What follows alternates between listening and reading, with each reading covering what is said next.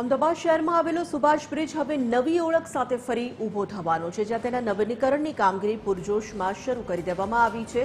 તારીખે 1 એપ્રિલથી આ બ્રિજને તોડીને નવો બનાવવાની કામગીરી હાથ ધરાશે। બ્રિજના નવીનીકરણ પહેલા નદીમાં પાણી રોકવા માટે બેરિયર બ્રિજ તૈયાર કરવામાં આવ્યો છે, જેથી કામ સરળતાથી આગળ વધી શકે। સાથે સાથે વાસણા બેરેજના દરવાજાનું પણ સમારકામ કરવામાં આવશે। આ બંને કામને કારણે સુભાષ બ્રિજથી લઈને વાસણા બેરેજ સુધીનો નદીનો પથ સંપૂર્ણ ખાલી કરવામાં આવશે। આ સમગ્ર કામગીરી આશરે 9 મહિના સુધી ચાલવાની છે। નવા બ્રિજમાં સુપર સ્ટ્રક્ચર તૈયાર કરવામાં આવશે અને 2 લેન બ્રિજ તરીકે તેને વિકસાવવામાં આવશે। આશરે 235 કરોડ રૂપિયાના ખર્ચે સમગ્ર પ્રોજેક્ટ પૂર્ણ કરવામાં આવશે। 1 એપ્રિલથી સુભાષ બ્રિજને નવીનીકરણની કરવાની જે કામગીરી જે છે શરૂ કરવામાં આવશે।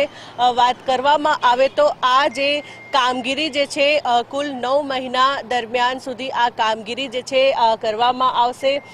બ્રિજમાં સુપર સ્ટ્રક્ચર જે છે તૈયાર કરવામાં આવશે। તેની સાથે સાથે જે 2 લેન બ્રિજ તરીકે પણ તેને વિકસાવવામાં આવશે।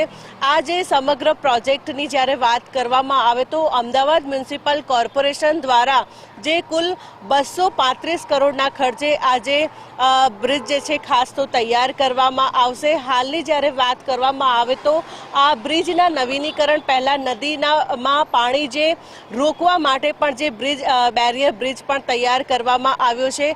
એટલે કે જે પ્રમાણે આ જે 1 એપ્રિલથી જ્યારે આ બ્રિજની નવીનીકરણની કરવાની જે કામગીરી શરૂ કરવામાં આવશે ત્યારે જ સુપર સ્ટ્રક્ચર જે છે તેની જે કામગીરી છે કુલ 9 મહિના સુધી જે કરવાની રહેશે અને ત્યારબાદ 2 લેન જે છે તેને પણ વિકસાવવામાં આવશે।